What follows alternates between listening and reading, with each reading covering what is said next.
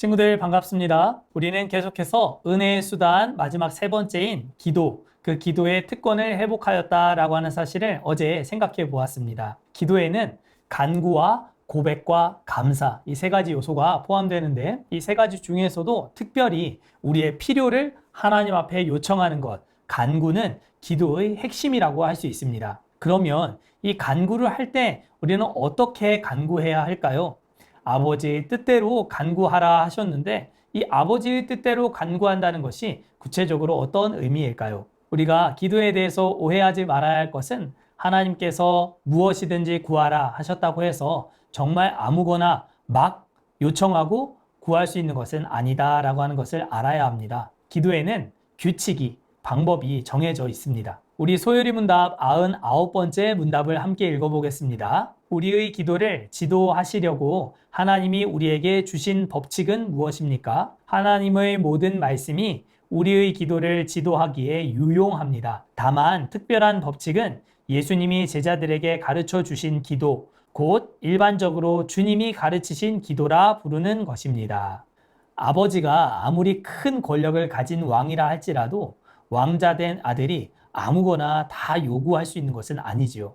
아버지이신 왕의 기분을 상하게 하는 요청이거나 그를 화나게 하는 요구를 해서는 안 될 것입니다. 그러니 이 아들이 요청할 수 있는 것, 간구할 수 있는 것은 사실상 왕인 아버지께서 허락하시는 것, 그것 안에서만 요청이 가능하다라고 하는 것을 우리는 금방 알게 됩니다. 기도는 우리의 특권입니다. 그러나 그렇다고 해서 정욕으로, 욕심대로 구하는 것을 하나님이 다 들어주실까요? 그렇지 않습니다. 아무런 형식이나 법칙 없이 막무가내로 요청할 수 있는 것은 아니다라는 거예요.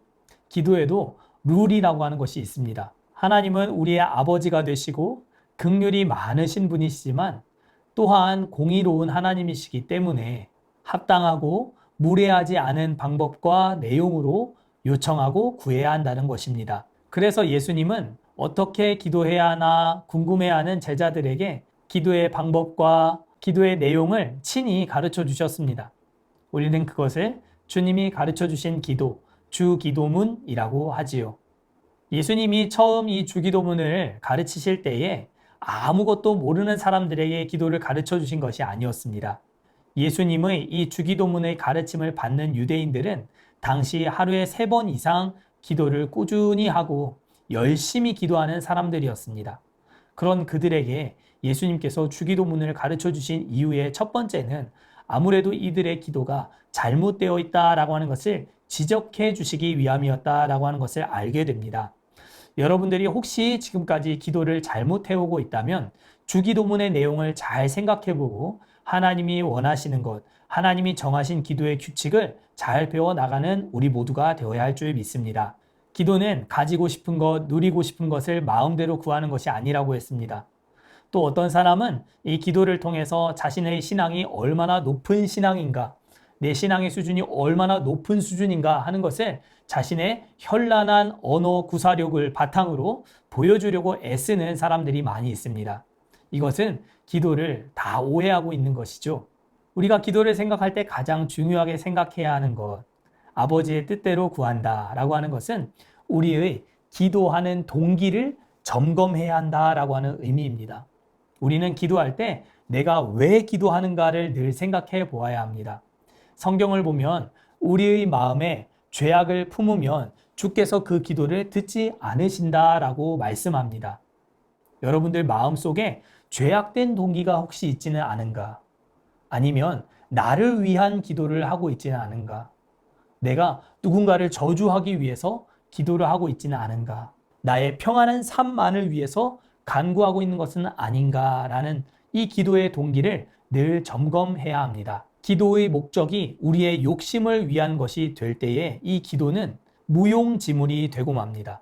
아무짝에도 쓸모없는 기도가 된다는 것이죠. 그래서 우리는 주기도문 속에 나타난 예수님이 가르쳐 주신 기도의 법칙과 내용을 잘 활용해서 기도해야 합니다. 또 소요리 문답에서도 가르쳐 주고 있듯이 모든 성경의 말씀이 우리에게 유용하다라고 가르쳐 주고 있습니다. 하나님의 말씀을 붙들고 하는 기도, 이 기도가 하나님이 원하시는 기도의 방법이 되는 것입니다. 혹시 지금까지 잘못된 의도를 가지고 잘못된 동기를 가지고 기도를 해오던 친구가 있었다면 뉘우치고 회개하여 하나님의 뜻 안에서 하나님이 정하신 규칙대로 하나님이 우리에게 주신 하나님의 말씀을 활용해서 기도해 나가는 저와 우리 모두가 될 수 있기를 간절히 바랍니다. 오늘 요리는 여기까지. 자, 우리 내일 이 시간에 다시 만나요. 안녕.